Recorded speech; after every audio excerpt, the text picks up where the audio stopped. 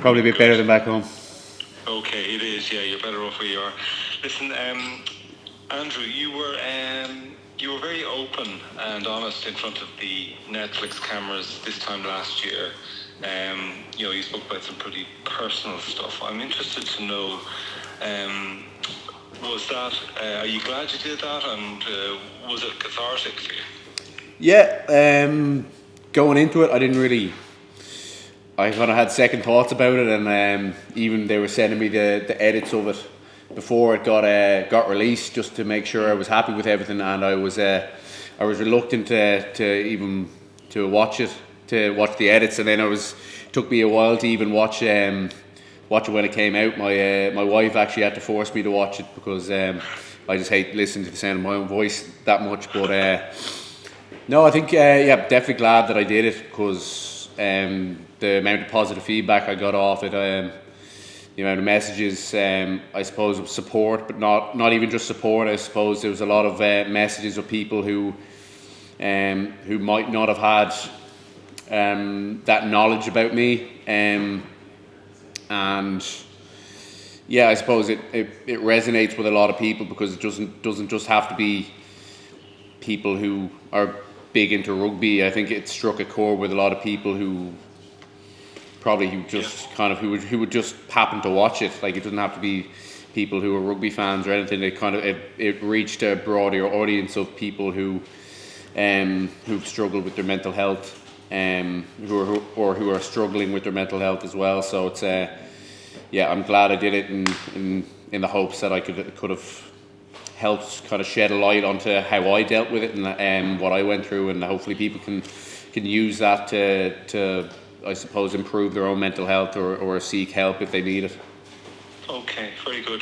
And I know you've also been asked recently about your impending fatherhood. So congratulations. Thank you very much. When are you due? May. So busy time of the year, and yeah, I suppose it's going to add to the calendar of what's to come this year. But I suppose just taking one step at a time. Feel a bit bad when I'm over here in Portugal and being looked after so well. My pregnant wife's at home and battling the storms at home. So we're delighted now with that, and but I suppose we're taking small steps and taking each day as it comes, I suppose. Okay, very good. Just a question about on the pitch, as it were. I noticed that you sort of keep a poker face whenever decisions might go against you at scrum time. Sometimes. I'm interested. Well, that's the impression I have. I wonder how frustrating it is when you are, say, unfairly pinged, and is it part of your mental preparation not to show any frustration possible? Yeah, I suppose so. Like, sometimes it's hard, obviously, to contain your emotions at certain times if you feel like you've been hard done by, I suppose. But I suppose you can't really do much in the heat of the moment. Like, the decision's gone against you, the referee's not going to change his mind. So I suppose you just have to get on with it, really, and kind of regroup with your pack and see what you can do to fix it, I suppose, or get the messages on from the sideline.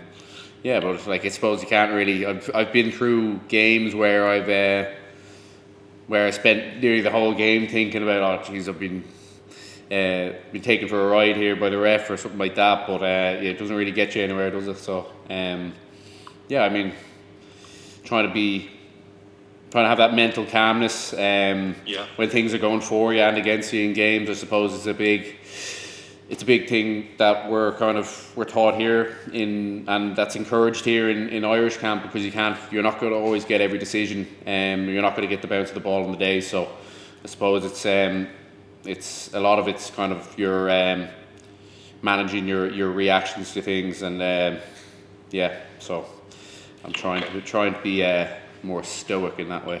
Yeah. Very good. Just one more from me, if it's okay, Andrew.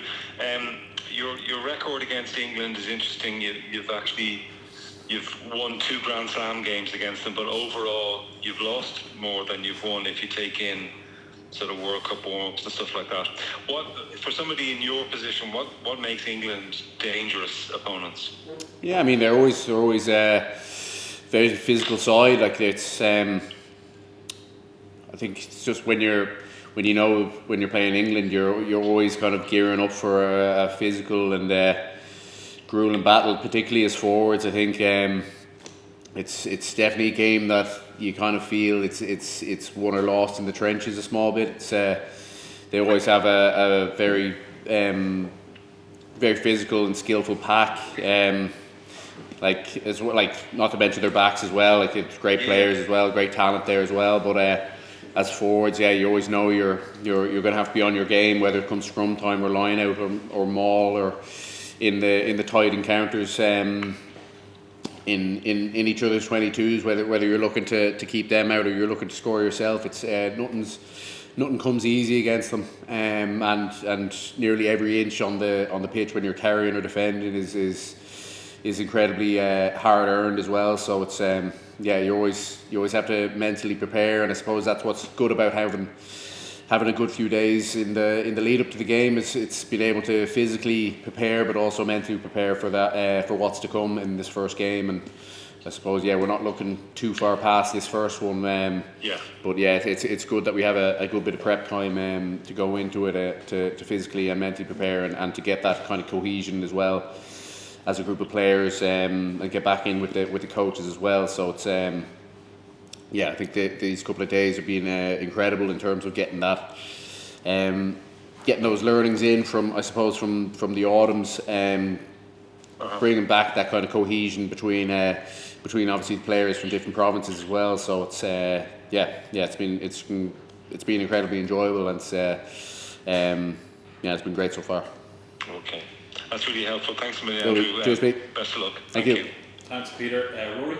Andrew, when you revealed your news, you were also incredibly open about what you've been through. I'm not going to probe into that, I think you don't want to talk about it, but it was a real reminder that we see you on Saturday, but every other day of the week you guys are going through all this sort of stuff, and there's loads of stuff at the moment about what's going on social media and fans commenting on players.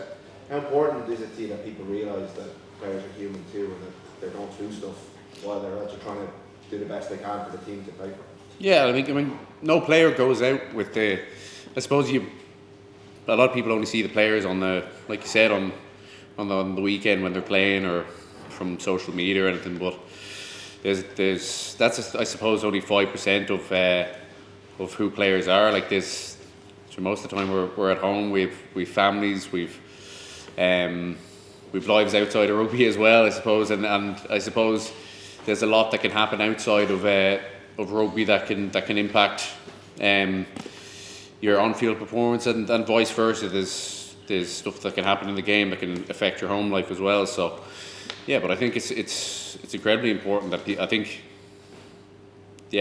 people only see us rugby players as rugby players and not brothers, husbands, boyfriends, whatever. Like there's so much to the players other than what you see for 80 minutes on a Saturday. So and I suppose you get a lot of people who think they know exactly what they're talking about, who think they know the players, who think they know how to play the game, but they don't. I suppose they don't actually know because they've never done it themselves. And I suppose you can bring that quote about the man in the arena, people by Theodore Roosevelt. You can bring that into it where people think they know what's going on, but they've no clue when it comes down to it. So I think it's tough to see because there's a lot of criticism now. Where there's so much, people have a lot of I suppose a lot of platforms to be able to do it now, and people be posting stuff and be able to hide behind their social media accounts. So I think people who do that are cowards. So but there's a lot more to players than what I see, I suppose, on social media. Is it almost a learning skill that you have to develop over years to be able to just walk in the door and become the player again? Is that a hard thing to do, to kind of get out there and play, or is it just because you're out there and playing you kind of kick into what you've been doing since you were a kid? Yeah, like I mean, there's a lot kind of you have to leave at the door when you come to training. Like particularly if you're going through tough times at home, whether it's like, I don't know, it could be anything. But a lot of time you have to kind of park it at the door. to be able to get on with your job. There are great supports obviously in both Ireland and Leinster, but I suppose a lot of things you kind of nearly have to park a small bit, and for me it's just like I don't want to let one thing interfere with the other, and vice versa as well. So I suppose it is a learned skill that you really have to, I suppose you don't really learn until you experience it, and you just gotta learn to roll with the punches then, I suppose. It is something I suppose you don't learn unless you experience it.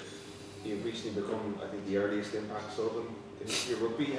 How was that whole thing explained to you? How have you adapted to it, and was it did it take a little bit to get your head around? Yeah, a small bit. I suppose like I put my trust in the coaches who obviously devised the plan. So it's obviously I was a small bit hesitant, or kind of trying to just wrap my brain around it, and kind of, I suppose it's you used to starting a game, so mentally it's a bit different as well. Like trying to